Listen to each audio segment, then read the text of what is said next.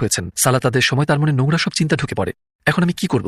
আমার ইবাদত কি কবুল হয়নি? তিনি বলতেই থাকলেন। কিছু সময় পর আমরা তাকে জিজ্ঞেস করি, ভাই সব ঠিক আছে? আপনি কি ওয়াসওয়াসার সমাধান খুঁজে পেয়েছেন? তিনি বললেন, আমি একটা সমাধান পেয়েছি ভাই। কিভাবে? আমি সালাতই ছেড়ে দিয়েছি, এখন আর কোনো ওয়াসওয়াসা নেই। অবশ্যই আমরা এমন ধরনের সমাধানের কথা বলবো না। ওয়াসওয়াসা দেওয়ার সময় শয়তানের ঠিক এটাই উদ্দেশ্য ছিল, আপনি যেন নামাজ পড়া ছেড়ে দেন।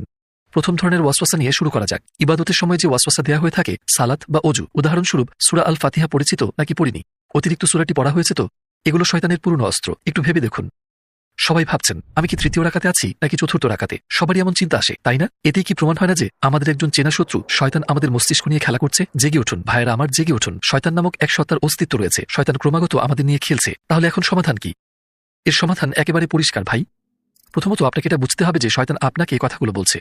দ্বিতীয়ত হলো আপনাকে ফিকাহ নিয়ে আরো অনেক কিছু জানতে হবে। আপনি যত বেশি জানবেন ততই ওয়াসওয়াসা পরাজিত হবে। আমি আপনাকে একটা উদাহরণ দিচ্ছি। আপনি ইবাদত করছেন, আমি কি তৃতীয় রাকাতে আছি নাকি চতুর্থ রাকাতে? আপনি নিজেকে প্রশ্ন করলেন। আমি কিন্তু ইসলামী চিন্তাবিদদের কিছু মতামত তুলে ধরছি, যারা ফিকাহ শাস্ত্রের বিশেষজ্ঞ। আমি না, এসব আমার কথা নয়। ফিকাহ শাস্ত্রের বিশেষজ্ঞরা বলেন, এমন অভিজ্ঞতা যদি আপনার 1-2 বার হয়ে থাকে, এই যেমন তৃতীয় রাকাতে না চতুর্থ রাকাতে, 1 বার 2 বার হয়, বারবার হচ্ছেন, এমন হলে নামাজ পুনরায় পড়ুন। যদি এমনটা প্রায় সময় হয়, আপনি নিজে খেয়াল রাখুন কোন সম্ভাবনার ব্যাপারে আপনি সবচেয়ে বেশি নিশ্চিত, 3 রাকাত আদায় নাকি 4 রাকাত।